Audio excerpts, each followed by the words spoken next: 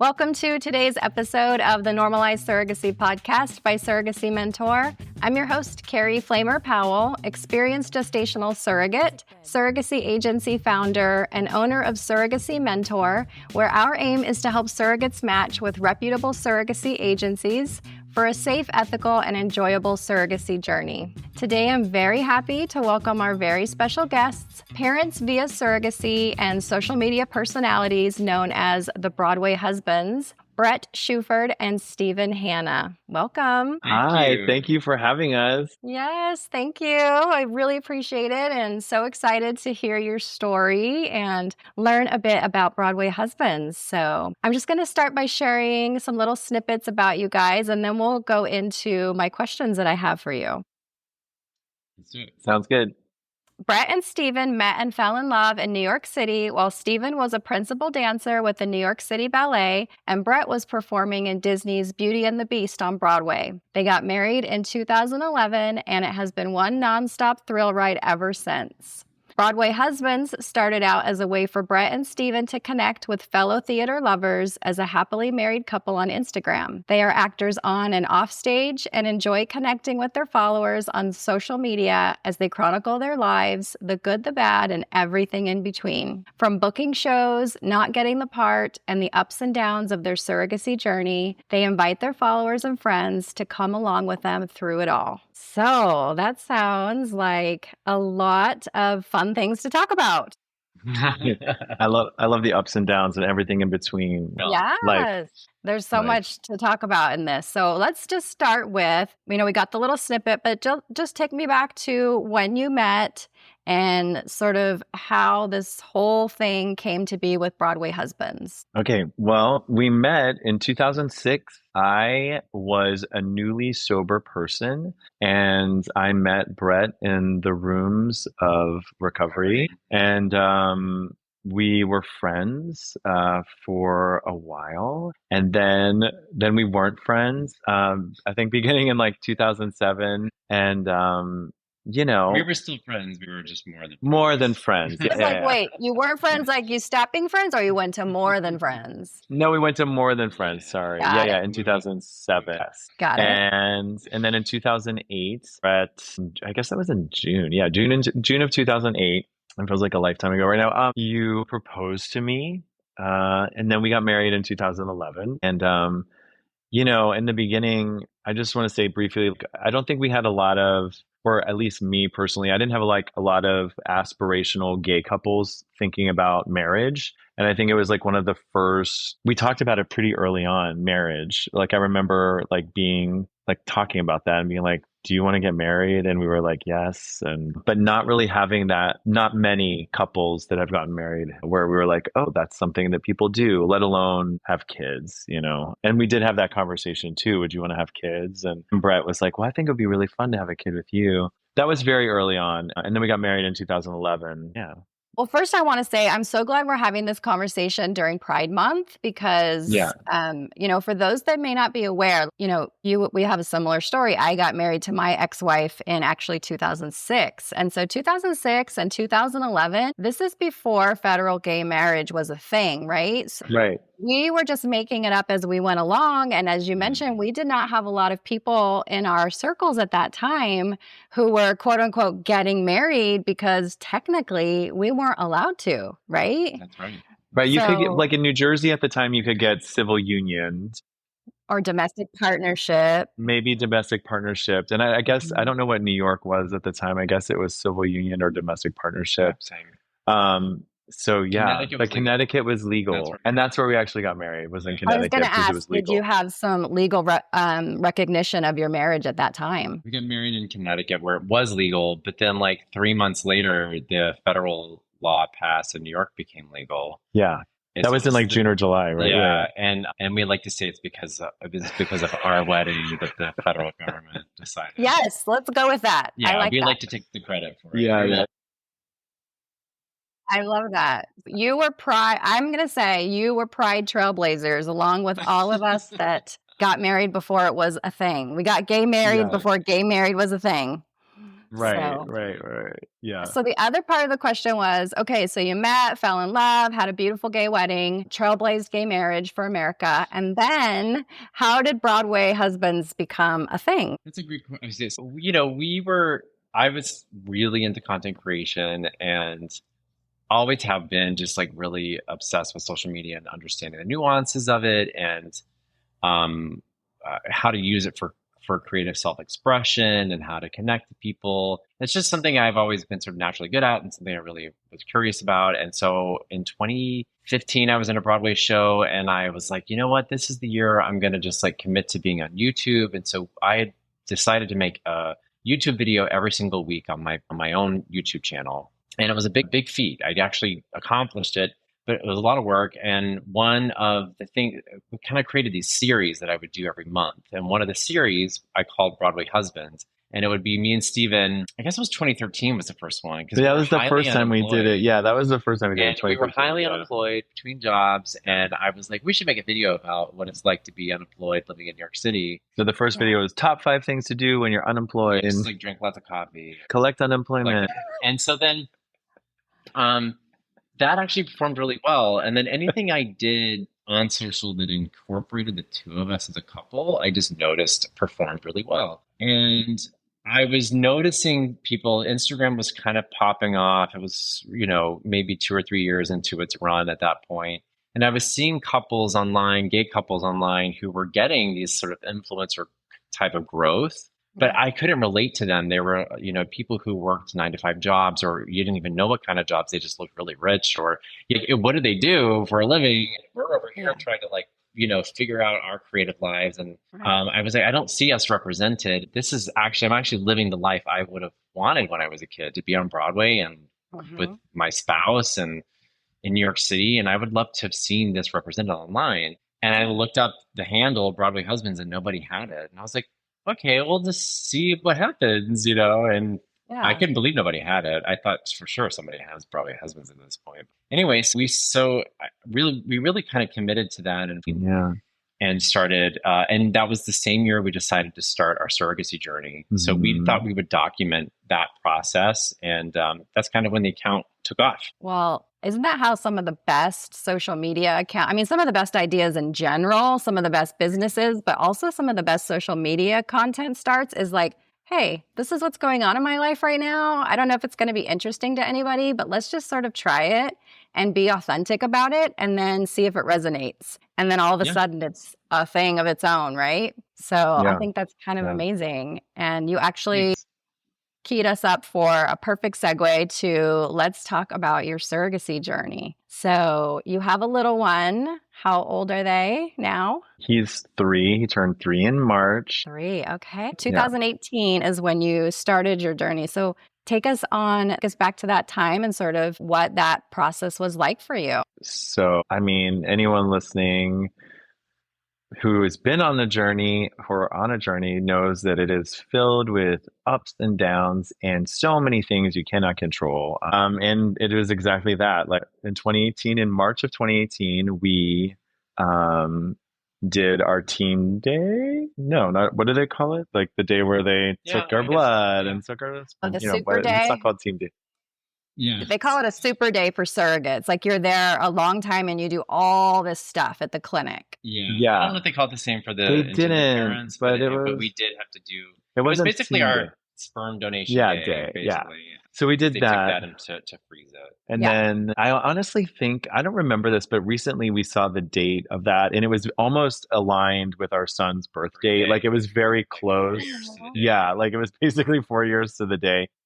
Wow. So that was when we did that. And then we looked for our egg donor through the IVF doctor or fertility doctor that we use. They have their own bank of egg donors, pool of egg donors. And, and I like to say this because I think a lot of people get hung up on choosing a donor. And we did look at 3 profiles, but ultimately we went with our first one, the first view that we saw. And it was an amazing, I also want to say this too, like, I don't know what's required or not required, but the thing that drew us to this egg donor was that there was this video of her talking and there weren't videos on the other profiles, and the things that she said were so tuned in with us and who we were, and it made us cry, and it can make you cry right now, and and it was a beautiful, easy. We were like, yes, but there were like two other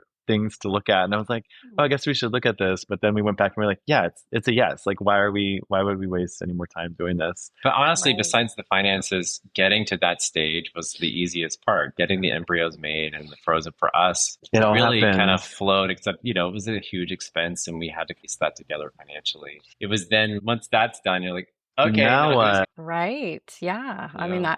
not a small piece of the puzzle. No. And so, if No. I understand correctly, you did not work with an agency, right? You guys did your journey, what we call independent. So, Yeah. talk to me about that. That's not easy. We were trying to financially cut corners where we could, just because we are freelance performers, and we don't have just like disposable income, but also like we didn't want to keep waiting because we were not getting any younger. So we, I took a risk and started looking on Facebook groups, and I've heard some people have had success there. So I explored that, and of course made a post, I think on one of them, or maybe two of them, with our photo explaining us. And I will say some of the profiles that came in were super sketchy and creepy and weird. And I was like, I don't think It was an easy no. It was an easy no.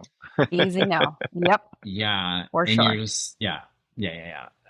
But then one person reached out and was she'd been a carrier before, and she was very upfront about why she wasn't going through an agency before, because she had some accident happen that didn't qualify her for PTSD, that was a minimal thing, and she was very upfront about it. Yeah. So we were like, great, well, let's talk to her and let's meet her, and da da da da. And so she seemed great, and we started to proceed. And so now it's March of 2019. And I, during this period, we had moved to Charleston. So this is all kind of tricky, but we were in Charleston, but I was in New York doing a show for a couple of weeks. And so we flew her up to New York because our clinic was in Connecticut. So we met her in New York. We all went and did the team day. She lived in California. She lived in California. So we all went up with her husband to the doctor's office and did the team day then. That's the team day. Yeah.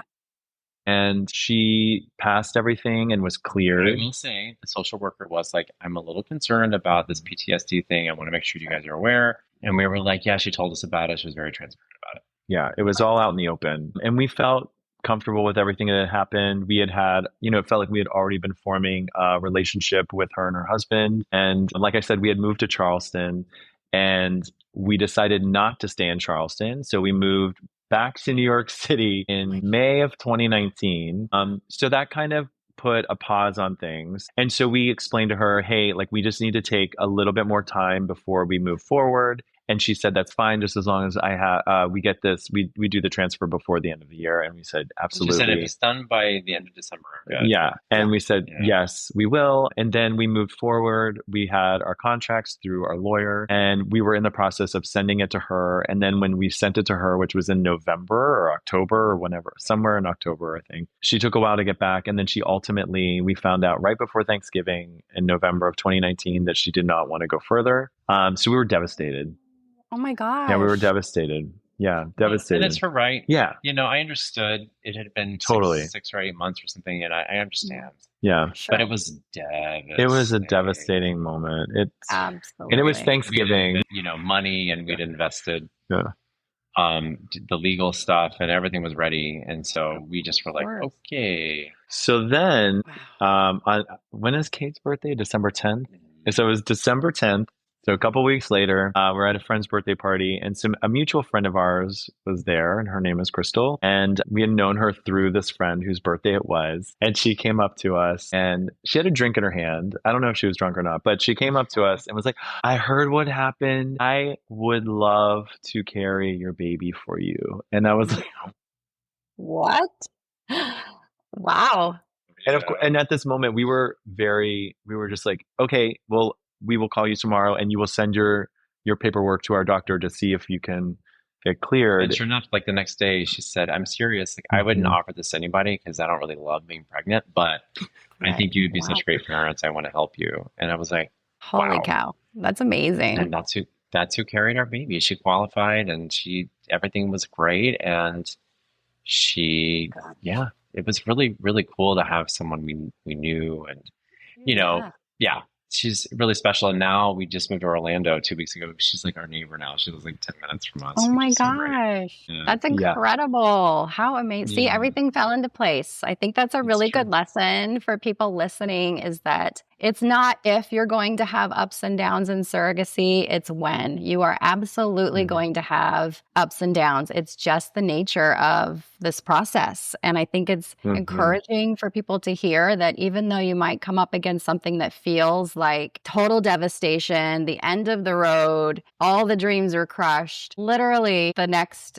thing that happens could be the one perfect thing that you were waiting for. And you just have to stay the course. And I think that's so cool that you guys had that happen and it was someone that you knew and your neighbors now. How crazy is that? It's awesome. Yeah, it is really That's cool. really cool. So, That was in 2019, right? And then the pandemic happened, and then that kind of pushed things. Because I think the first time she was supposed to go up to Connecticut For transfer, right? for no, I think to get Test. tested in real life. Is that a thing? Or I don't yes. know. Yeah, I Yeah, think she like, would have had to get No, tested in yeah, yeah. Yeah, in real same life. thing. Yeah, like yeah, in person. You do it to like like in the other Yeah, person. state. yeah, Yeah. yeah. Yeah. So she was scheduled to go like March 20th or something like that of 2020, somewhere at the end of March. And so of course it got canceled, and then she went up in July. She went up in July and got all of her testing done. And then our first transfer, for whatever reason, wasn't until February of 21. Mm-hmm. I'm sure it was February of 21 because Mm-hmm. it was February 15th. For some reason, I remember, I don't know I why I think remember because of that. the pandemic, like Yeah, the everything clinics was were not. just Or maybe insurance. That's a common thing. Insurance. Sometimes you have to wait till the first of the year. But yeah, it's very maybe, common. You have to wait yes, until the insurance kicks in on January 1st before you can start Right. medications. Yeah, Yeah. that happens a yeah, lot. I think you might be right. But there were so many elements that could have affected that Yes. too. Just Yeah, between her, she didn't feel safe. Her daughter has an autoimmune yeah, disorder, so she didn't want to deal with the COVID COVID and stuff, traveling and traveling. flying. And Of so it was a course. lot of like negotiating those things that, Mhm. well, luckily, so many of us, it was a pandemic specific stuff, a lot of it, but I Yeah. think it still goes to show like there's a reason it takes as long as it does. Absolutely. I want to say it was like February 8th. Not important, the date, Anyway, but I think it was February 8th. And then we did have a heartbeat, but it was always a little slow. So we ended up having a miscarriage, Mm, which was again like so, horrible. It was horrible. yes. And just talk about, being so things out of your control. And not only that, it's like we were in all these different places. Like at the time we were living in Texas, Crystal's in Florida, our doctors are in Connecticut. So everything was, a delay in communication because of everyone's in different places. It was, also just, it was stressful. It was a stressful time. yeah, I think people, forget too when a miscarriage doesn't just affect just the carrier, right? It affects everybody. everyone involved. And I think people underestimate how what it does to you emotionally and Yeah. spiritually. So that was a hard thing to move through, and she Mhm. ended up having to have a D&C, which I don't even know in Florida if she could have even done today, Yeah. right? Like Yeah. at the time, because Because it was well past 6 weeks. I her body mean, wouldn't yeah. let the pregnancy go. So Um, that was hard, yeah. and we had to pay for that and watch her Mhm. go through that. And so it's not just like, yay, you're pregnant, have a baby. Like there's ups and downs. Yeah. A lot of ups. Yeah. And ultimately, she recovered amazingly, and it all after that happened really quick. It's really funny. I remember when it happened, and we were waiting for the DNC, and then obviously waiting for her to recover and waiting for a doctor to clear her, and also not really sure if she'd actually want to continue. Like that was definitely something that was going on in my mind. Like I remember having a conversation with myself, just telling myself like whatever is meant to be is meant to be, and maybe I'm not meant to have a child, or like in this way. Like I can remember saying that I was like, this is not We in your always told control ourselves anymore. like if it doesn't go through surrogacy, we'll talk. Yeah, But yeah, yeah, Sure. Yeah, but she, went to the doctor again for her checkup, and things moved very quickly after that. And we did our next transfer on July 15th. And Stephen remembers dates. because I remember it well, because I Me wrote it too. down. I was very good at the beginning of writing everything down. I'm not anymore. I feel like I'm like flying by the seat of my pants all the time. But it was July 15th. So that was a pretty quick turnaround ish. And yeah, and it was a go from there. And it was a very different doctor's appointment of when they heard the heart, when we heard the heartbeat. It was like boom, boom, boom, boom. It was, Yeah. yeah, this is, yeah, yes, yes. And yeah. That's amazing. And I'm so glad you're willing to talk about that experience of the miscarriage because it's so much more common in surrogacy than people realize. There's so many surrogates and intended parents that experience early miscarriage or even, not so early miscarriage after the first or even second transfer. It happened to me as well. And so I get that it's something that affects everyone so equally and people don't talk about it enough, but it's really super common. And I think we need to talk about it more and just understand that it's a very real possibility in any pregnancy, and that includes surrogacy. I think people think, oh, we're lining up all of these perfect parameters. Like this is the most, qualified candidate to be a surrogate and an excellent egg donor. And we've got a fertility clinic doing all the science. Like we have like the best chances ever. But nature is nature. That's not something you can control. So I'm really grateful that you guys are willing to talk about that and be open about it because people need to understand it's a very real possibility, but it doesn't mean it's the end of the road. Right. Right. Yeah. So let's fast forward now. So you have a pregnancy, you have obviously a birth. Just give me a couple minutes. Tell me about the day of the birth. How did that all go down with you guys being in one state and her being in the other? And was it a surprise? Did you get in early? Walk me through that experience. Yeah, well, Crystal called us, I guess about 2 weeks before his due date and was like, I just lost my mucus plug. And of course I had to Google it, like, what's a mucus plug? You're like, what the heck is that? Yeah, and she was like, I think, we were like, oh, okay, well, how are you feeling? She's like, I just think you should get here, like, as soon as you can. So we were like, okay, so we booked our flight earlier than we thought. The lovely things that they were friends. So she was like, just stay with us. So we stayed with her and her kids and her husband in their guest room. And about, I don't know, we got there on like a Monday or something. It was like beginning It of was the a week. Monday. Yeah, it was a And Monday. Friday, I think she had a doctor's visit. It was like, yeah, Wednesday or Thursday, I think. Oh, Wednesday and Thursday. Yeah, That's what it was. so, yeah. Wednesday, we go with her to see her OB. And he was like checking everything. He was like, so guys, do you want to have a baby this weekend or what? And we were like, sure. So he's like, I think and it was a week. Yeah, it was a week early. He was due the week after, but this was like a week and a half. She's ready. Yeah. And he was like kicking all of her organs. He's big. And I think the doctor was like, I think we should get him out of you before he tears you. Yeah. So let's do that. Right. So he was like, we'll induce on Friday night. So we all went and checked into the hospital together, her husband and us. And, I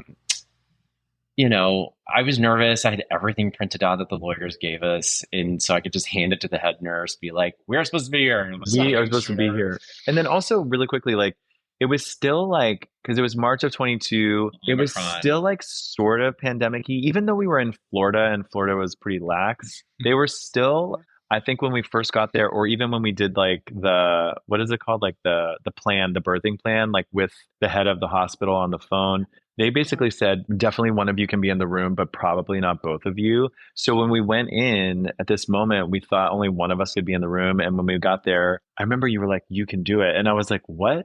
I'm going to go in there by myself. And then we ended up, they were like, it's fine. You both can come in. Yeah. And so we were able to all be in the room. Yeah. Good. It was a very bonding moment for us with Crystal and her husband, Jacob, because the four of us basically spent the night in the delivery room together, waiting for her to dilate more, which wasn't happening. So overnight, we took turns napping. And she told us it would happen like this because, obviously she had 2 kids and she was like, the Pitocin, her water had to be broken on both of her other births. The Pitocin never worked. And so, when they first came in and they were like, we're going to give you whatever amount of Pitocin, she was like, that's it. So it's she's like, you guys, this is going to take forever. Gosh, she knew what she was doing. She's awesome. And so we bonded. Then I remember when her They broke her water around like 7 a.m. so we got there 10:30 Friday night. They broke her water at 7 a.m. And then she started to feel like her contractions increasing. And so then they ended up giving her epidural. And I just remember she was feeling so good. And we were silly. And we were making jokes. And the doctor comes in and we're just laughing. Oh, you're ready. Let's go. And all the lights came on. The nurses came on. Showtime. It was like, yeah. Wow. And we were like, oh my gosh, okay. Like this is happening. And it was. Wow. And we tell Maverick all the time, like about the day we met him. And we say we were hanging out with Crystal and Jacob, and then all of a sudden you just popped out. And he always makes this story about how when you met me, I just popped out, and it's kind of what happened. Like his face just came popping out, and we were like, and we were crying, and it was just really beautiful. And she was so amazing. Like I just remember seeing Crystal's face when we looking at us while we held him, and it was just really special. And she actually, there's funny, we have some photos. The nurses were amazing in the room. They took a million photos. And also Crystal, there are photos that we have that you can tell that it's from her point of view, like after he was born. She was taking oh my gosh, that's awesome. Yeah, it was awesome. I love birth stories. They almost make me cry every time. It's so neat. So now you have a beautiful, you said 3-year-old, right? And you are embarking on journey number 2. Is that correct? Yeah. Yes. Yeah. So that's exciting. So you're just getting started. You ready for, I know you said your little one just started like a preschool situation. So you're finally ready to start thinking about sleepless nights again with a newborn? Well, honestly, it kind of goes down to like, well, first off, Steven's like, I want another kid. And I'm like, I'm on the fence about this because the 3 years that we've gone through were a lot, but I do love the idea of Matt having a sibling, and we do have 2 embryos frozen. I'm willing to see what happens with those embryos, because otherwise what are we going to do? Just throw away or donate them? Right. Let's see what it's kind of like last time. Let's see where the journey takes us. Yeah. I would love to have that for Maverick. So we'll see. Yeah. I'm not thinking about sleepless nights. I'm just really thinking about Maverick, and I would love for him to have a sibling. Well, to be clear, Maverick was such a good sleeper that I mean, although I'm not saying that we weren't up all the time, but we were very fortunate. He started sleeping through the night at like almost 4 months. That's awesome. So it is awesome. But that being said, it is also still exhausting. Yeah, we're super excited. Also, like talking about the journey, and doing it all again. It's very unknown, and it is exciting. We're just gonna keep going until we see what happens. Well, I'm excited for you, and I know that you know this already, but what's meant to be will be. And it's just really amazing that you were able to go through this experience and have your little guy. And I hope you have another little guy or gal for that sibling. And so the last question I have for you is if you could give advice. So if you could give advice to intended parents who are looking to start this journey, what would you say to them? And then if you could give advice to women who are looking to become a surrogate, what would you say to them? For an intended parent, I think I would say just put your patient's hat on. Know that it's not going to be a perfect journey. It's like parenting is not a perfect, you can't be a perfect parent. It's not going to be a perfect journey, but the right kid is waiting for you. Yes. And my advice is always, if you want to have a child, you want to be an intended parent, take action right now, right? Don't say, oh, this isn't the right time. Or, I mean, even if it's not, right? Just take action today, whether it's finding a fertility clinic or finding a doctor. Just take that first step because it doesn't happen quickly, right? And I've told couples this before. I'm like, if it's even a thought in your head, do something about it today because it's not going to happen overnight. Absolutely. And then for carriers, I would say for anyone who's interested in being a carrier, if you're ever like, I really would love to just help someone do that or go on that journey, just find out if you're even a fit. Like just start with because just because you go to an agency and you fill out a questionnaire, it doesn't mean you have to get pregnant and carry someone's child, Right. but you might just get more information. And the beauty of that is that in the end, you're helping someone create a lasting legacy for themselves that perhaps can't do that on their own. And you get to say that you were a part of that. You get to be bonded to that person. And I mean, I just don't think there's I think about, oh God, I'm going to do it. I just think about Crystal, and I said this to her at the hospital. I was like, this is the most loving thing anyone has ever done for me. I can't think of any person in my life that has made me feel this much love. And it's because she helped make that happen. Yeah, absolutely. So beautiful. Well, I'm yeah. not going to add to that because I agree. Yeah. Well, I think that's the perfect note to end on. And I'm just so grateful that you were willing to share your story. And I'm so excited to watch your story online and see how this next adventure goes for you. So thank you so much for your time. I appreciate you. Thank you for the work you do. Yeah, thank you so much. So that brings us to the end of this episode of the Normalized Surrogacy podcast. Again, I'm your host, Carrie Flamer Powell. I want to again thank my very special guests, Brett and Stephen, for joining me today. You can learn all about the Broadway husbands via the links in this podcast episode. Check us out at surrogacymentor.com if you are interested in knowing whether surrogacy is right for you. Thanks, and see you next time.